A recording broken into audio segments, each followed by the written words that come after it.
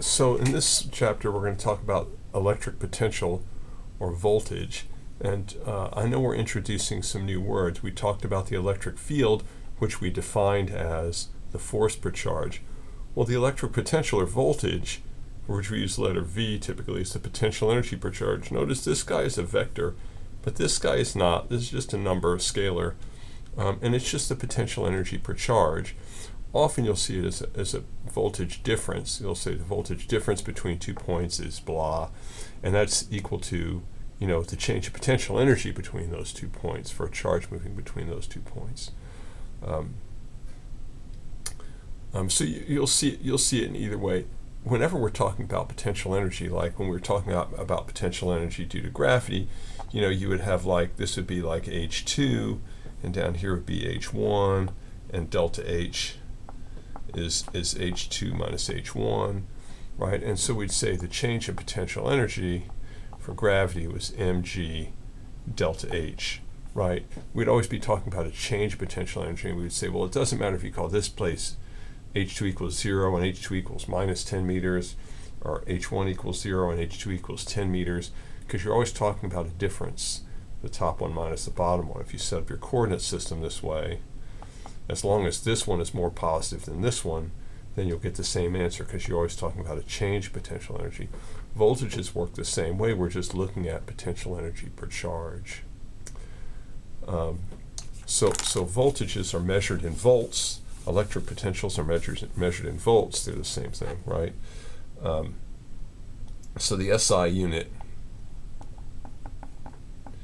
is volts, and we can sort of see it's equal to the units for energy, which is joules, the SI unit for energy, divided by the unit for charge, which is coulomb. And so 1 volt equals 1 joule per coulomb. And so you can kind of think of this as what it is how much energy each charge carries. So if I say consider a 12-volt car battery,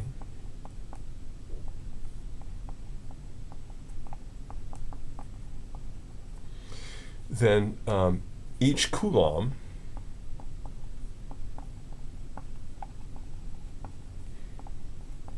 of charge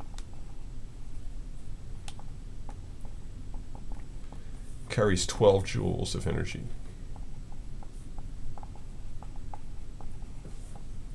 If you think of the charges as kind of worker bees or something, the voltage of the battery tells how much energy each bee has, each coulomb has, right? A 12-volt battery, each coulomb has 12 joules of energy. If you wanted to do the same amount of work with a 3-volt battery, you would have to have 4 times as many charges go out to do that work. So let me just see if I can do a quick example here.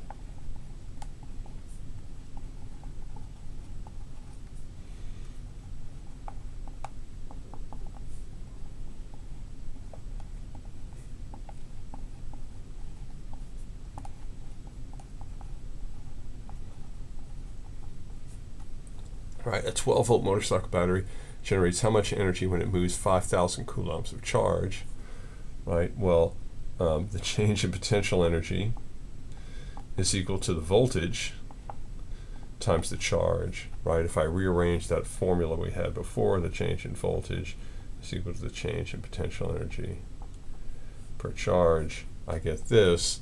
And so the voltage difference, remember on a battery, I don't know if you've ever seen a car battery, but one will say plus 12 volts and the other one will say ground. And so when you move charge, you're moving from the 12 volts to the ground. The change of potential energy is going from here to here.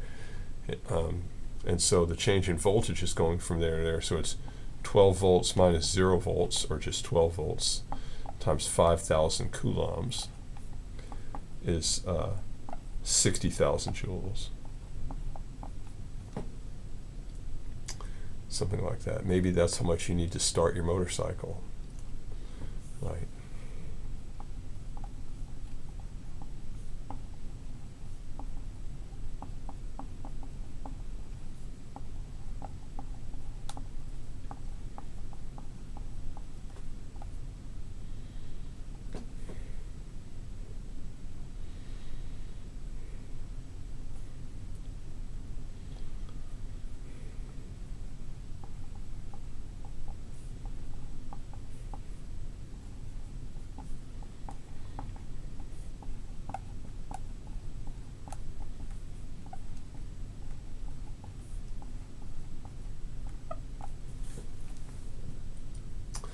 So in a car, same 12 volt battery, you can move 60,000 coulombs, and so the change in energy is the 12 volts times 60,000. If we remember, a volt is a joule per coulomb, so if I write joule per coulomb there, then the coulombs cancel, and once again I get joules, and so I get 720,000 joules.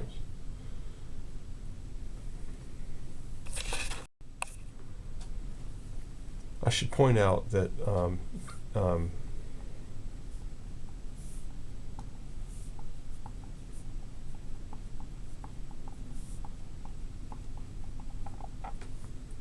technically the charge that's moving from positive to negative is from positive 12 volts to ground is a negative charge, and so technically the change in potential energy of the battery is negative. There should be a negative sign there.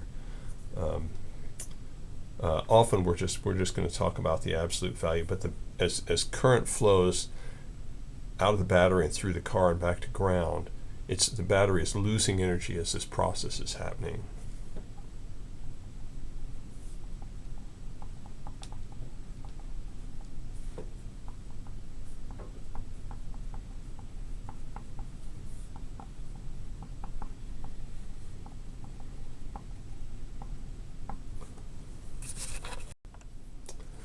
So here's another example. How many electrons pass through a 12 volt battery each second when it operates a 30 watt headlight?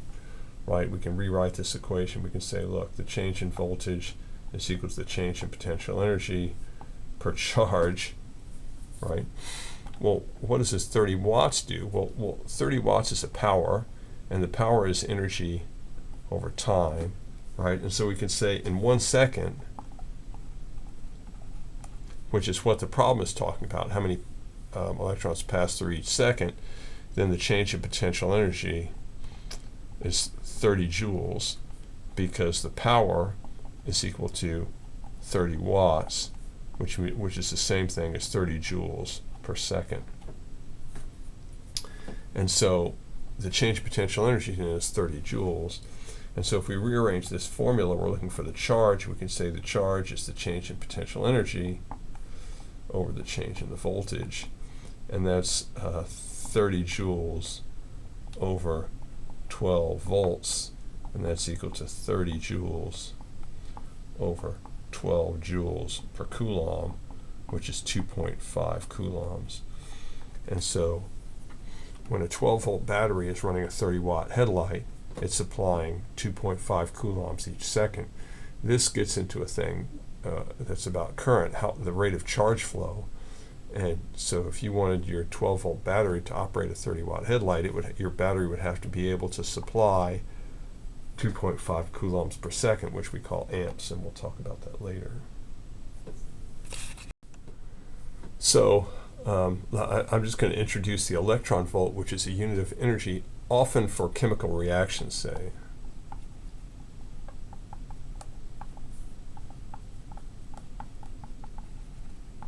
So we just saw that the change in voltage is equal to the change in potential energy per charge. And so we could say, look, the change in potential energy is equal to the charge times the change in voltage. And so we can introduce a unit, and we could say, look, for charge, we're going to use the charge on an electron, and for voltage, we're going to use 1 volt. And so this is called an electron volt. And we're going to say, look, that's equal to 1.6 times 10 to the minus 19th coulombs, because that's the definition of E, an electron, the charge on an electron, well, the absolute value of the charge on an electron, times 1 volt. And so this is equal to 1.6 times 10 to the minus 19th coulombs times joules per coulomb, which is equal to 1.6 times 10 to the minus 19th joules. So when you hear the term electron volt, what they're talking about is 1.6 times 10 to the minus 19th joules. Now that's obviously a useful unit for atomic systems, like the change in energy levels of electrons in a hydrogen atom is a few electron volts. The change in chemical reactions produce a few electron volts, or sometimes a few tenths of an electron volts. But this is a good measure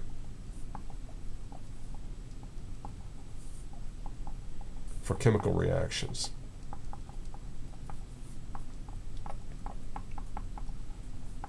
We don't measure distances around our home in miles, right? We measure them in feet and inches because those distances are appropriate. Those units are appropriate. Same thing here. An electron volt is a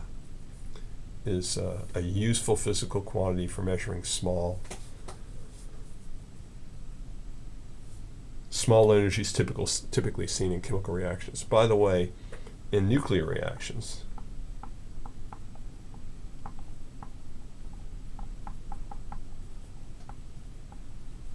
we typically use mega EV, called MeV, millions of electron volts. So a typical chemical reaction might use 1 electron volt. A typical nuclear process in the same atom or in the same, scale would produce 1 million times as much energy typically.